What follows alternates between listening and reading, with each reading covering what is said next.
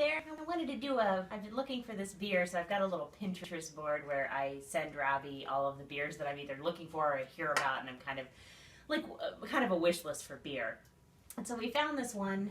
Where were we? We were at Old Line. Oh yeah, we were at Beer, Old Wine, Line. and Bistro, Route 1, PG County, North When College my Park. aunt was in town, she ended up treating us, and we had a nice dinner. And then I found this beer I've been really wanting, which is 21st Amendment's Toaster Pastry.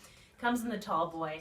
And part of that's a joke, because when Robbie and I got back from Canada, we really loved the fact that, like, it seemed like all of their beers were in these tall boy cans, and they weren't, almost nothing was in bottles.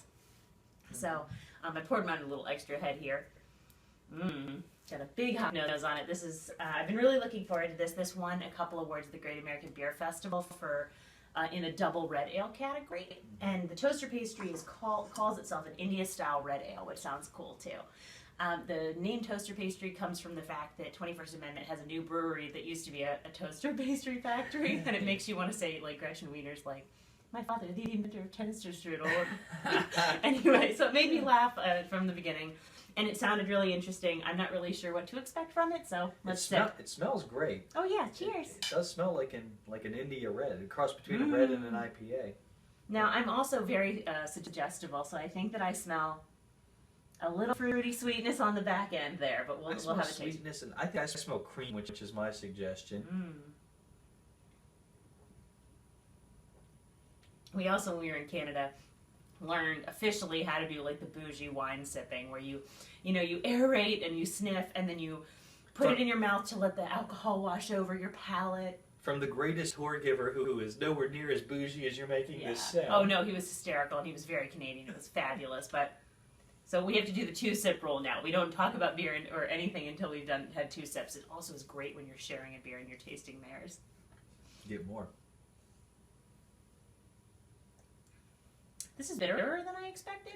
It's bitterer, and a lot hoppier than I was expecting. Me too. I was expecting a really, really malty beer. And it's not. I don't really get the whole toaster pastry except for that now. I don't get red. It's more like an IPA. I mean, it's a little more red in the color, but tastes more like an imperial. Yeah, there's a faint reddish taste there. I normally don't like regular reds, but this is really good. And it's 75 IBU. Oh, what's shit, the ABV? I'm sorry.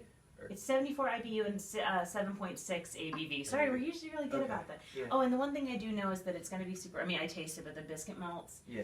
And which I always think about, like, I can taste those because, like, for whatever reason, like, every time we were in the grain room at our homebrew store, like, those are the ones that we'd always, like, it's, like, compulsive. We would always go and, like, pop one, and so I've got that flavor in my head. The other cool thing is I was reading about, I don't know a ton about hop characteristics, but this one has Galaxy, I think, and a whole bunch of experimental hops. So I'm always interested in that. That's why I can't really put my nose on a lot of things, but... Yeah. So this is really tasty, and it's not what I expected. It's certainly not sweet like a toaster pastry, but it is good. a great hoppy beer. Great pick on your end. Yay! Thanks for doing it, babe. Happy beer reviewing. Happy beer reviewing.